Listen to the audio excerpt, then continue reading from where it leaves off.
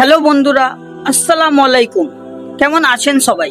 আশা করছি সবাই খুব ভালো আছেন, আর আমিও আলহামদুলিল্লাহ খুব ভালো আছি।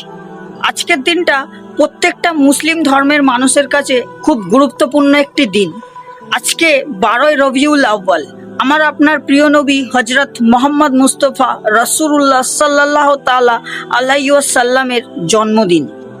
আজকের থেকে প্রায় 570 খ্রিস্টাব্দে সময়টা ছিল 12ই রবিউল আউয়াল। মক্কার কুরাইশ বংশে আমার আপনার প্রিয় নবী হজরত মোহাম্মদ মুস্তফা রাসূলুল্লাহ সাল্লাল্লাহু তাআলা আলাইহি ওয়াসাল্লামের জন্ম হয়। আমাদের নবীজি জন্ম হবার আগে থেকেই পিতাকে হারায় এবং মাত্র 6 বছর বয়সে মা আমেনাকেও চিরবিদায় জানাতে হয় নবীজিকে। পরবর্তী সময়ে দাদা আব্দুল মুত্তালিব এবং চাচা আবু তালিবের স্নেহে তিনি বড় হন।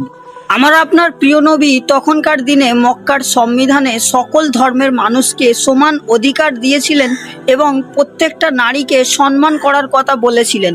এমনকি আমার আপনার প্রিয় নবী হজরত মোহাম্মদ মুস্তফা রাসূলুল্লাহ সাল্লাল্লাহু তাআলা আলাইহি ওয়াসাল্লাম যখন মক্কা বিজয়ী হয় তখন শত্রুদেরও তিনি ক্ষমা করে দিয়েছিলেন।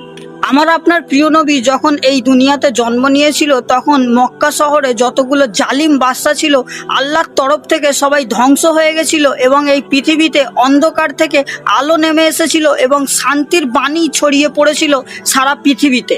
তাই সবাইকে আমি বলতে চাই, আজকের দিনটা নবীজির জন্মদিন উপলক্ষে প্রত্যেকটা মুসলমানের কাছে খুব গুরুত্বপূর্ণ একটি দিন। আজকের দিনে আমরা আলতু ফালতু সময় নষ্ট করব না। আজকের দিনে আমরা নবীজিকে স্মরণ করব এবং নবীজির সুন্নাত আদায় করব এবং নবীজির পথে আমরা চলার চেষ্টা করব এবং আল্লাহর কাছে গুনাহ খাতা মাপ চেয়ে নেব। আজকের দিনে 12ই রবিউল আউয়াল নবীজির জন্মদিন উপলক্ষে আমাদের নতুন নগরে একটি মিলাদ মাহফিলের আয়োজন করা হয়েছে এবং আমি প্রত্যেকটা নতুন নগর মহল্লাবাসীর কাছে অনুরোধ করছি আপনারা সন্ধ্যেবেলায় সবাই মিলে এই মিলাদে শরিক হবেন ইনশাআল্লাহ। সবাই ভালো থাকবেন, সুস্থ থাকবেন। আল্লাহ হাফিজ।